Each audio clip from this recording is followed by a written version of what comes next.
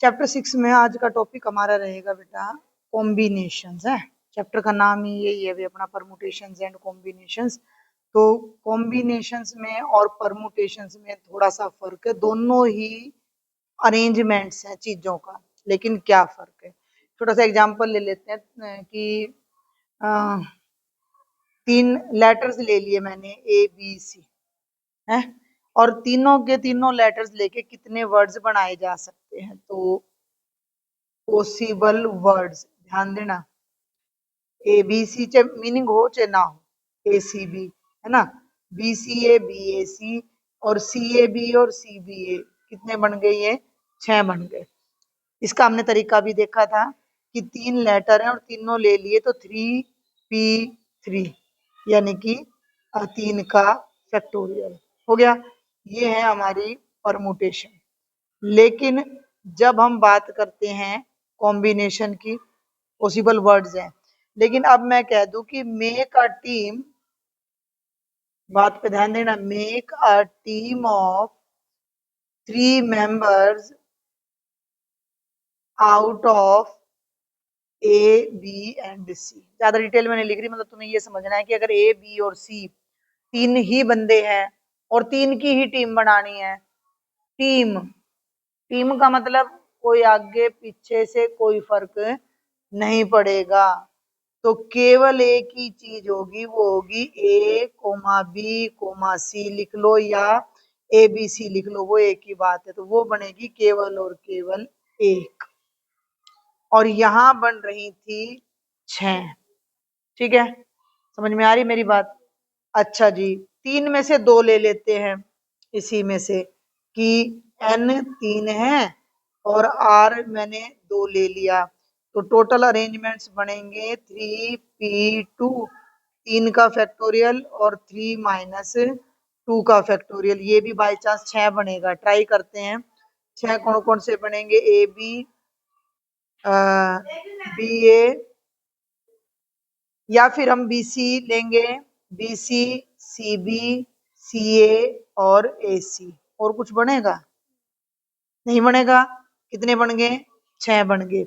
लेकिन अगर अब मैं यहाँ बात करती हूँ कि make a team of 2 people, make a team of 2, make a team of 2 people out of 3, और वो 3 कौन कौन से हैं, ए बी सी। तो या तो ए और बी की टीम बनेगी, या बी और सी की टीम बनेगी, या सी और ए की टीम बनेगी, और ये टोटल कितने बनेंगे, 3 बनेंगे। बात को समझना, यहाँ 6 बन रहे थे तो यहाँ 1 बन रहा था, यहाँ 6 बन रहे तो यहाँ 3 बन रहा है। ये क्या चीज है, ये कॉम्बिनेशन है।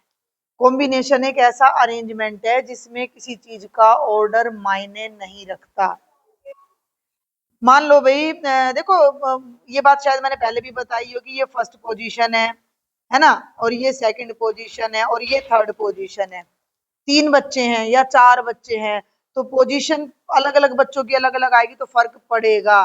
तो अगर हमें किन्हीं 4 में से 3 बच्चों की या 3 में से 3 बच्चों की पोजीशन निकालनी है तो मैं परमुटेशन यूज करूंगी, लेकिन मुझे उनकी टीम बनानी है तो मैं कॉम्बिनेशन यूज करूंगी। तो कॉम्बिनेशन के लिए जो फॉर्मूला हमारा लगता है उसे हम बोलते हैं NCR। तो कॉम्बिनेशंस ऑफ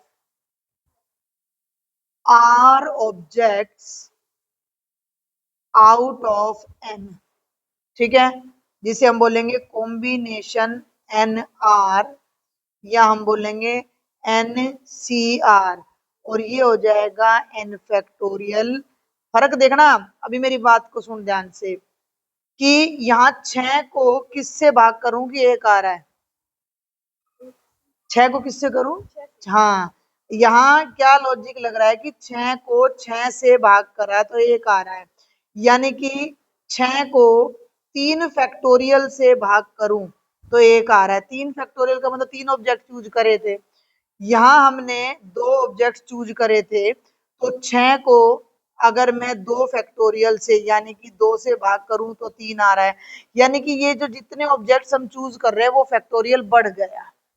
पहले हमारा फॉर्मूला होता था n factorial by n minus r factorial, बढ़ नहीं गया, मतलब कॉम्बिनेशन में तो उतना टाइम्स कम हो गया और परमुटेशन में उतना टाइम्स गुणा हो गया, तो बटे में आर फैक्टोरियल और बढ़ जाएगा।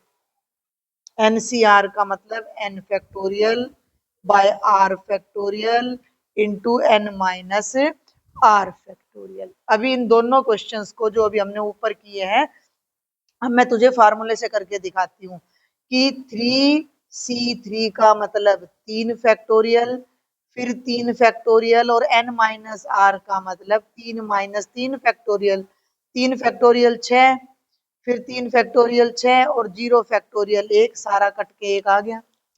3C2 ले ले तो 3 फैक्टोरियल बटे में ये r का मतलब 2 का फैक्टोरियल और 3 माइनस 2 का, 3 गुणा 2 गुणा 1, 2 फैक्टोरियल का मतलब 2, 3 में से 2 गया, 1 फैक्टोरियल का मतलब 1, कितना आ गया 3।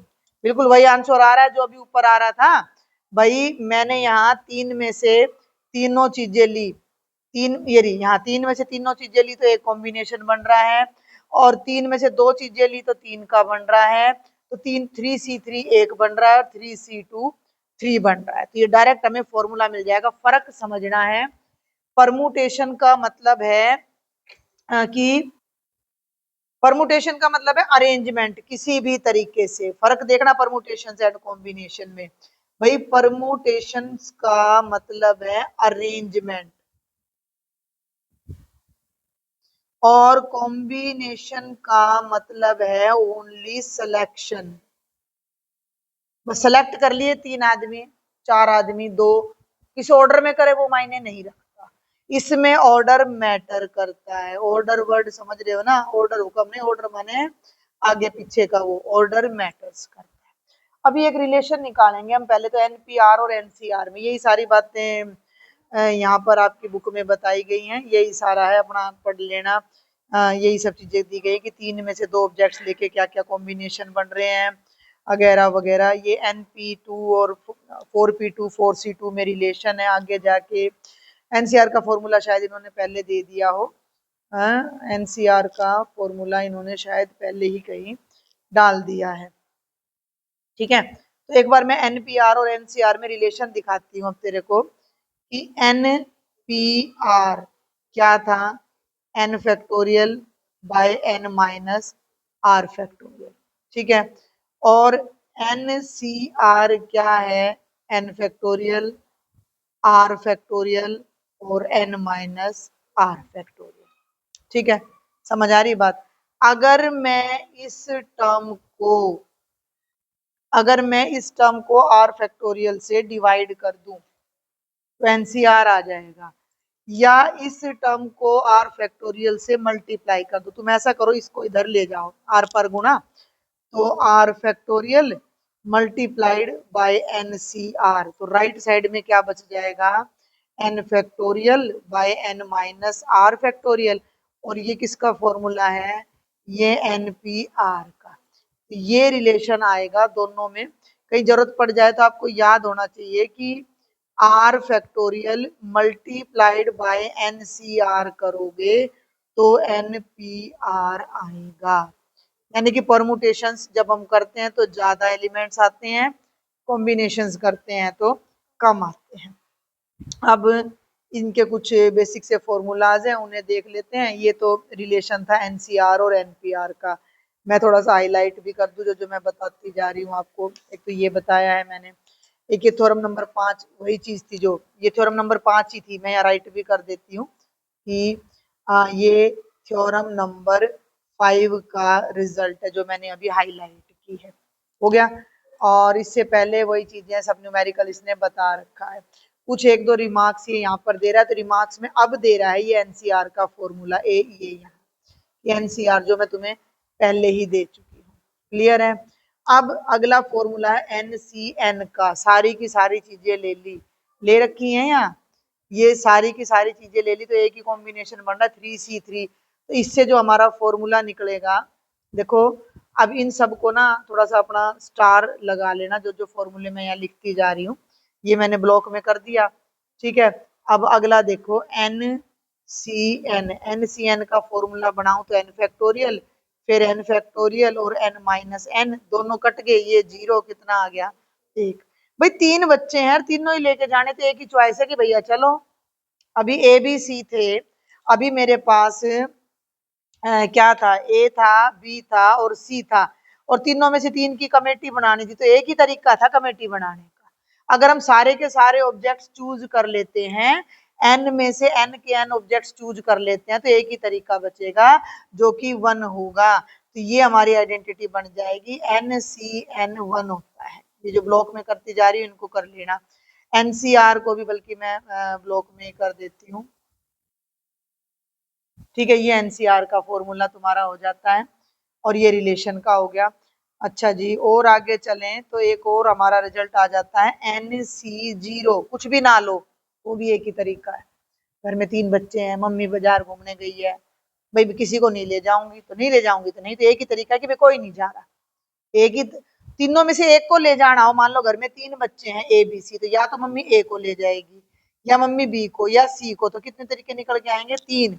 लेकिन अगर एक को भी नहीं ले जाना तो एक ही तरीका आएगा कि भैया कोई नहीं जा रहा। तो NC0 का मतलब n फैक्टोरियल बटे 0 फैक्टोरियल और n minus 0, n factorial 0 factorial का मतलब 1, n में से 0 गया n, कट के कितना आ गया 1, तो NC0 का मतलब होता है 1। क्लियर है, समझ आ रही है बात। ये जो जो मैं ब्लॉक में करती जा रही हूँ, ये रहा NC0 यहाँ पर 1 है, ये रहा, मैं इनको भी हाईलाइट करती जा रही हूँ। क्लियर है, समझ आ रहा है। अब एक रिजल्ट और है, ये NCN माइनस R, इसका मैं प्रैक्टिकल अप्रोच भी बता दूंगी। पहले इस रिजल्ट को ले लेते हैं कि NCN माइनस R, फॉर्मूला लगाओ, n का फैक्टोरियल, फिर इसका फैक्टोरियल है, और अब n में से n माइनस आर को घटा दो, n में से n माइनस आर को घटा दो, उसका फैक्टोरियल, यही फॉर्मूला है ना भाई। NCR का क्या फॉर्मूला था, n का फैक्टोरियल, फिर r का फैक्टोरियल, और फिर n माइनस आर का, वही चीज मैंने यहाँ की है। तो ऊपर तो आ गया n का फैक्टोरियल, ये बन गया n माइनस आर का, यहाँ ध्यान देना मैं डायरेक्ट कर रही हूँ, n से n कट जाएगा, और ये माइनस मिलके प्लस का आर फैक्टोरियल हो गया। ये तो वही फॉर्मूला आ गया जो मैं तुझे अभी बता रही थी, किसका, NCR का। इसका मतलब ये और ये दोनों एक ही बात है कि NCN माइनस आर और NCR बराबर है। इसको हम एक एग्जाम्पल से समझते हैं, n को 10 ले लूं और r को 4 ले लूं, तो 10C और 10 माइनस 4 और इज इक्वल टू 10C4, ध्यान देना, यानी कि 10C6 और 10C4 बराबर होंगे, ये कहने का मतलब है। 10 में से 6 का सिलेक्शन और 10 में से 4 का सिलेक्शन करना एक ही बात है, प्रैक्टिकल करके भी देख सकती है इस चीज को। तो ये कुछ रिजल्ट्स हैं। अब यहाँ इसी रिजल्ट का ध्यान देना कि इसी रिजल्ट का ये एक कंक्लूजन यहाँ पर हमारे पास आ रहा है, वो ये कंक्लूजन है, इस पर 1 नंबर का क्वेश्चन भी आ जाता है कि इफ NCA और NCB बराबर है,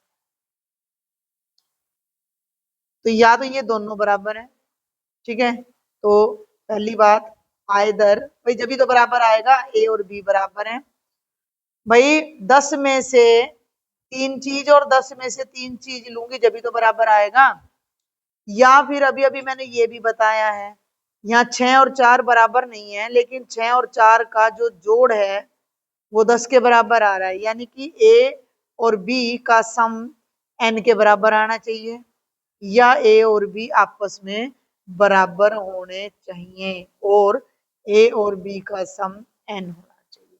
ये भी एक काफी इंपॉर्टेंट रिजल्ट है, इस पे भी क्वेश्चन 1 नंबर में आ जाता है। तो इन सारे रिजल्ट्स को मैंने ब्लॉक में कर दिया है, आप इसको अपनी नोटबुक में क्वेश्चन करने से पहले नोट भी कर ले। एक ये थ्योरम नंबर 6 है, इसको करने से पहले एक तो एग्जांपल्स मैं आपको कराती हूँ, एग्जांपल नंबर, थोड़ा समझ आ जाएगा कि भैया हम पढ़ क्या रहे हैं, है ना। एग्जांपल नंबर 17 ये कहता है कि if NC9 is equal to NC8, find NC17।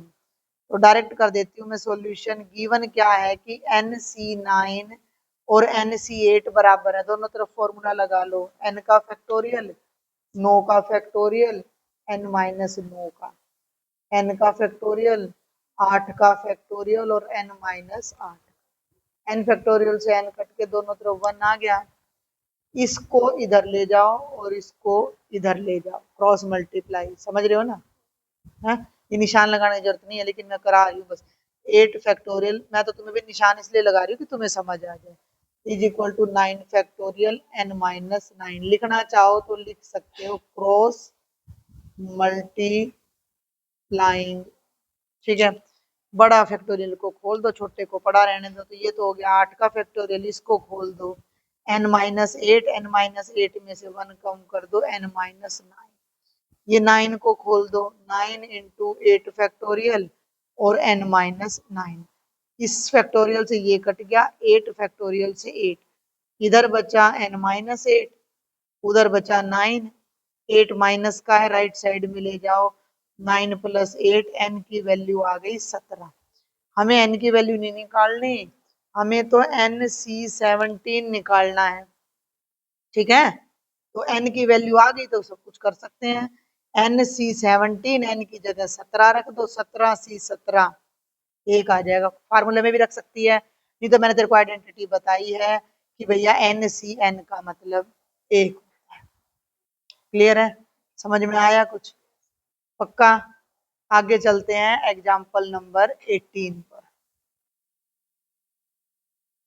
Example number 18 भाषा से ही पता लग जाएगा। बच्चे यूं कंफ्यूज हो जाते हैं कि अगर बुक सामने ना हो तो कि भी मैं कॉम्बिनेशन लगाऊं या परमुटेशन का फॉर्मूला। तो ये मैंने बता दिया है। A committee of 3 persons is to be constituted from a group of 2 men and 3 women। तो टोटल पर्सन कितने हैं? 5 हैं, जिसमें 2 men हैं और 3 women हैं। क्लियर हो गया? और लेने कितने हैं? टोटल का मतलब भैया n तो 5 है और r कितना है? 3। 3 लोगों की कमेटी बनानी है। In how many ways can this be done? बस पहले यहीं तक करेंगे कि कितनी कमेटी बनाई जा सकती हैं। तो पॉसिबल कमेटीज, कमेटी का मतलब समझ गए ना कि उन लोगों को एक जगह बिठा के काम करवाना है। कोई सा किसी कुर्सी पे बैठ जाओ, लड़ाई नहीं होगी। तो NCR आ जाएगा, यानी कि 5C3 आ जाएगा, यानी कि 5 factorial by 3 factorial into 5 minus 3 factorial. 5 4 into 3 का फैक्टोरियल, ये 3 का फैक्टोरियल और 5 में से 3 गए 2 का। 3 फैक्टोरियल से 3 फैक्टोरियल कट गया, ऊपर आएगा 5 चौके 20, 2 का फैक्टोरियल 2, तो ये हो गया 10। तो पहला आंसर आपका 10 आ जाएगा कि ऐसी कितनी कमेटी बनाई जा सकती है। अब इसके दूसरे पार्ट पे आ जाओ। How many of these committees would consist of 1 man and 2 women. अब एक मेल मेंबर लेना है और 2 फीमेल लेनी है। तो उस चीज पे अब हमें ध्यान देना पड़ेगा कि 1 मैन है ना, तो MAN 1 मैन लेना है और 2 वीमेन हमने लेनी है। तो थोड़ा सा अब लिखेंगे कि now 1 man can be chosen in. आदमी कितने? 2। 2 में से एक लेना, तो 2 ही चॉइस बनेगी, फिर भी लिखोगे 2C1, यानी कि कितने तरीके से? 2 तरीके से। 2C1 का मतलब 2, NC1 का मतलब n था। और 2 वीमेन कैन बी चूजन इन, 3 में से 2 लेडीज चूज करने, इसको 3C2 रख लो। और इनकी अब कर दो मल्टीप्लाई। मल्टीप्लाई क्यों? क्योंकि जब भी इस तरह का कुछ आता है तो ये हम मल्टीप्लाई में इसको कन्वर्ट कर देते हैं। तो required number of committees with 1 man and 2 women, तो वो हो जाएगी 2 इंटू 3C2। 3C2 वैसे 6 होता है, 3 होता है, 3C2 3 होता है। 2 into 3 factorial by 2 factorial into 1 factorial. इसको सॉल्व कर लो। देखो 2 से तो 2 कट गया, कट गया, बच गया 3 का फैक्टोरियल, तो कितना आ गया 6। अगर हमें एक मैन और एक मेल मेंबर लेना है, 2 फीमेल लेने हैं, तो 6 कमिटीज हमारी तैयार। ठीक है, तो अभी एक आपकी थ्योरम रह जाती है और एक एग्जाम्पल रह जाता है, जो कि थोड़ा डिफरेंट है। इसको हम नेक्स्ट वीडियो में ले लेंगे। तब तक आप एक्सरसाइज के अपने काफी क्वेश्चंस ट्राई कर सकते हो। Thank you.